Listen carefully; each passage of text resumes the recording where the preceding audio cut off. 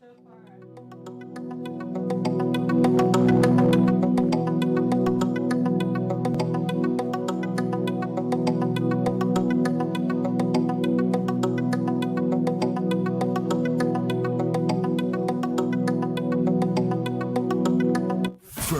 live, local. This is Fox 12 Now.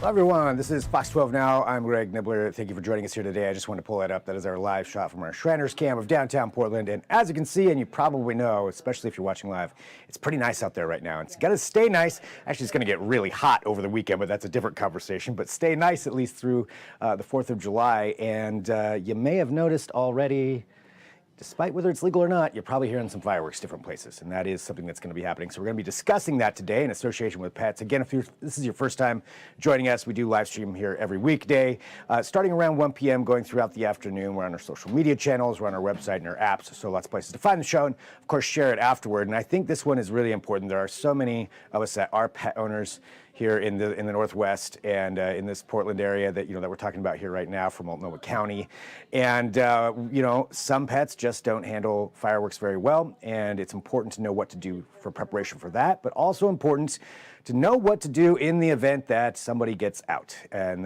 pets can be escape artists. So what do you do in that situation? We're going to talk about all of that right now. Joining us, we have the director from Multnomah County Animal Services. We have Erin Grahek with us, and Erin, thank you, very much for joining us. Multnomah County put out this press release, and I think it's important for refreshers for everybody around this time of year to know what to do, particularly, I would imagine, if you have a pet that is not a big fan of exploding fireworks. Absolutely. And thanks for raising the conversation and inviting me to be with you this afternoon. Yeah, I appreciate it. And so to start off, I guess, what are some of the key things that people should be thinking about ahead of the 4th of July? Even fireworks are already starting in certain areas, but especially leading up here over these next couple of days. I think it's really important, even now, we have a couple days to go and your local vet clinic may still be open for a day or two. And so if your pet is a pet that uses a little bit of medication in really stressful situations, make sure that you have their prescriptions refilled, or could you get those refilled between now and close of business tomorrow? That is a really great thing. And then I think really think about how people keep their homes as, safe feeling for their pets during these times. So as you referenced, there are the fireworks already happening, so loud noises, flashes. So think about, are there places in your home where your pet is further away from the doors or the windows? Can you curl up and have like the TV on or ambient noise? White noise machines are something that our own family vet has recommended for our dog, who is very anxious at the best of times and he doesn't love the fireworks. So we're looking at those things in my family. Yeah, I like that idea of ambient noise or the television, maybe getting them into a room or Right. within the house, I guess, away from those windows and doors. Exactly. Try to insulate that Yeah. noise. Would like the bathroom be a good space, something like that? I think the bathroom's a great space. If you have a basement that's a space that's comfortable, like our vet, again, we've talked about family movie night on Thursday night. So I think we're going to curl up in the family room with our dog and watch a show. Yeah, and looking at it from that aspect of you've got to try to anticipate this, try to have those set up, go to the vet. What are some other good things that people can do just ahead of time and even during the moment when it's happening? Right. Right. I think ahead of time and during the moment, also think about things like making sure that the entrance and exits to your home are secure, so that if your pet is a little nervous or skitsy and you're stepping out to turn over the sprinklers or something, make sure those doors are latched. Make sure that there's not a window that a pet could exit out of. If you have a backyard, for example, that opens into a garage that opens to the outside and somebody's working in the yard, make sure that those doors are shut and that exits are really sealed off. I think that's a really critical thing to do. And the other thing that we talk about a lot in our industry is the idea of making sure that your pet is licensed and chipped, so that if they do get out or get away, that there's a way to reconnect them to you in situations like that. I mean, that's some great advice right there of just trying to think about that ahead of time, even in the moment, making sure all those doors are closed. Right. And in that worst case situation, which is every pet owner's, worst nightmare, Yep. but it happens. My It pet's an escape does. artist. And, Same. what do you do in that situation? If they do get out, you're unable to find them right away, you have that panic. What are some different things that you can do to help get them back? Yep. Okay. The first thing that I will tell people is to familiarize yourself with our website, so multcopets.org, because if your pet gets out and somebody else finds it, they may post a lost pet posting on our website, or a Good Samaritan might bring your pet to the shelter, and we will post a picture of your pet. So you want to be familiar with our website so that you can be checking the inventory of lost pets.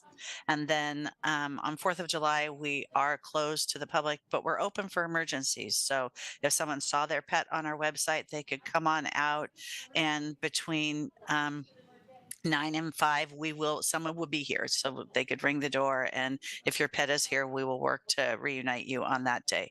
We'll be open for regular business again on the 5th, so that if you find your pet on our website after that.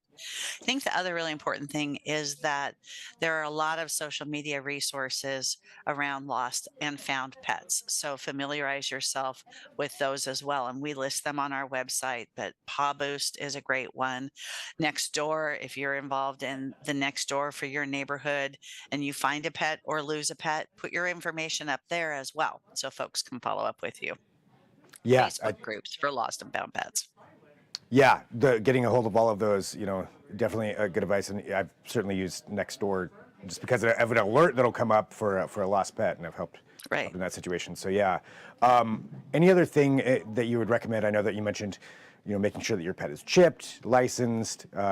Collars fall off sometimes, so I Yeah, imagine that chip's they pretty do. important. Yeah, yeah, we really actually believe strongly in shipping. It's a great resource.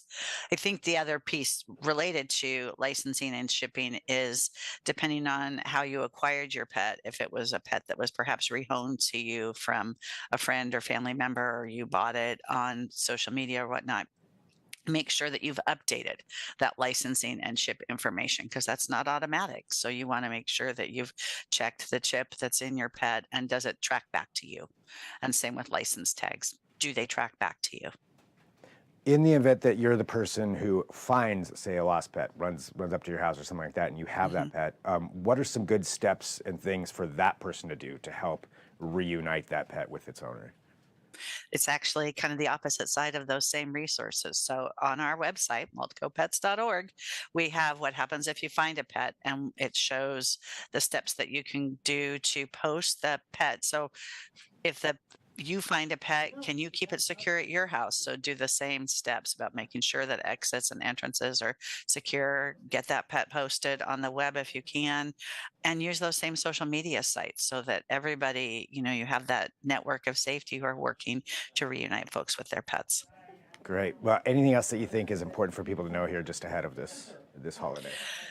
I think the other thing that's really important to think about is to be very aware we're not just heading into a holiday that's stressful, but as you referenced in your intro, we're heading into uh, several days right around the holiday and into the weekend of really hot weather. So just be aware of how your pet, navigates the world. Make sure that you're like, I've read stuff, and we're looking at dog walking plans around the extreme heat. And so make sure that you get out your pet out in the cool of the morning on a leash with you or whatever, and same later after the sun goes down. So I think also being mindful of the weather and how that affects your pet, and then combined with those fireworks and all of the things that can overwhelm and stress your pet out.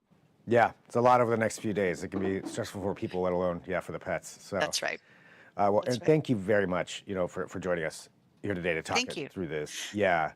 Thank you And, so much. and just one more time, I know you said the website a couple of times, so in case everybody didn't get it. Absolutely. Yep. Multcopets.org. And also, now our phones will be going into an after hours dispatcher on the holiday itself, but leading up to the holiday and the day after the holiday, our phone number is 503-988-7387. All right. Thank you so much. Really appreciate you Great. being here to talk about this. Thank you. Take And care. You too. And for everybody watching live, we are live streaming here, so thank you for joining us. Feel free to share this segment. This will be on our social media channels. This will be on our website. This will be on our apps. So lots of places for you to find this. Share it. Just let everybody know about it. If you have a pet, these are things you got to think about here ahead of time. It's important to do that so that in the moment, in the event of something, or maybe you're the one finding a pet, you remember what to do and how to help out in that situation. So thanks for being here. Again, if there's any breaking news throughout the afternoon, we'll be here with that as well, anytime between 1 and 4 p.m. outside of other newscasts. But we have lots of segments and things to check out, as I mentioned, on that Fox 12 Oregon app or on the website, kptv.com. So feel free to go there, share the show, check out some other things that we cover here. But that's it for right now. I will talk to you soon. I'm Greg Nibbler. This is Fox 12 Now. And we're off. Great. Erin, thank you very much. Awesome. Thank you. Thanks for sharing the word. You bet. Okay. Take care. You too. Bye. Bye.